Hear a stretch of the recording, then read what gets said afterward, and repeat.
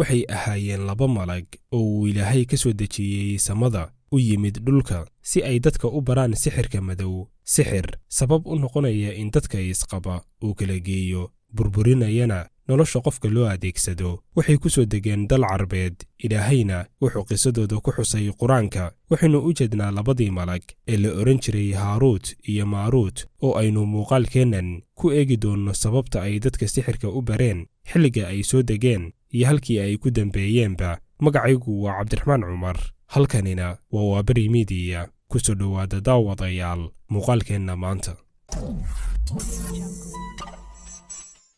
xilligii Nabi Suleymaan calayhi salaam, Yahuudi noolayd ayaa si weyn u aaminsanaa una akhrisan jiray kutubta ay qoraan saaxiriinta iyo sixiroolayaashu. Kutubtan ayay saaxiriintu ku qori jireen xogaha iyo wararka ay ka helaan shayaadiinta, maxaa yeelay sidaynu ognahay shayaadiintu waxay aadaan samada koobaad si ay u soo dhegadhegeeyaan hadallada iyo awaamirta ay isdhaafsanayaan malaa'igtu ee ku aadan dhacdooyinka ka dhacaya dhulka, haddii ay ahaan lahaayeen kuwa soo socda iyo kuwa markaa dhacayaba. shayaadiintan ayaa inta yar ee ay ka soo maqlaan samada oo ay ku soo lifaaqeen been iyo mala'awaal u sheega saaxiriinta, kuwaasi oo iyaguna u sii adeegsada faalinta ama sixridda dadka. waxayna aaminsanaayeen Yahuuddu in sixirkan uu yahay cilmiga iyo aqoonta uu Nabi Suleymaan ku hantiyey adduunka, insiga iyo jinkuna ay u noqdeen kuwo hoostaga boqortooyadiisa. waxayna isku dhihi jireen in Nabi Suleymaan uu awoodda baaxaddaas le'eg ee gaarsiisay inay dabeelaha,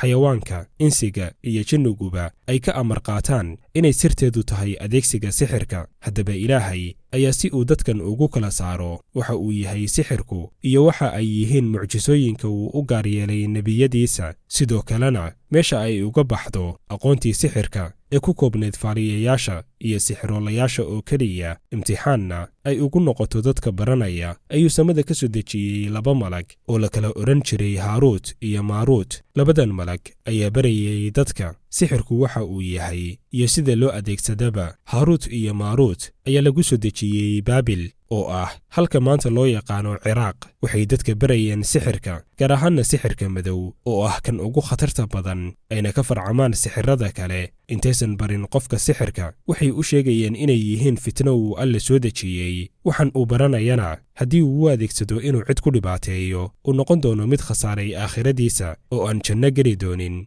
kii barta balse aan adeegsan oo aan cidna ku dhibaataynna uu Alle abaalmarin doono. marka ay qofka intaas u sheegaan, ayay barayeen sixirkan oo ay dadka isqaba ku kala geen karaan, ku dhibi karaan dadka, kuna burburin karaan wixii ay rabaan. dabcan waa haddii Alle u ogolaado oo keliya, maxaa yeelay sixirka si walba oo uu saaxirku u adeegsado, haddii uusan Alle qadarin ma noqonayo sixirkaasi mid shaqeeya. Yahuudi badankood markii ay labadan malag ka barteen sixirkii, waxay noqdeen kuwo adeegsada oo aan aakhiradooda u aabayeelin, kuna beddeshay kitaabkii uu Alle u soo dejiyey. sababta ay u soo degtay aayaddan ayay ku sheegeen mufasiriintu inay tahay in Yahuudi ku sugnayd magaalada Madiina ay weydiiyeen nebiga naxariista nabadgelya korkiisa ha ahaatee sixirka. sidoo kale markii ay Quraanka ku arkeen inuu ka sheekaynayo Nabi Suleymaan calayhi salaam, ayay dhaheen Yahuudi Maxamed, oo ay ula jeedaan nebiga naxariista nabadgelya korkiisa ha ahaatee, wuxuu sheeganayaa in Daa'uud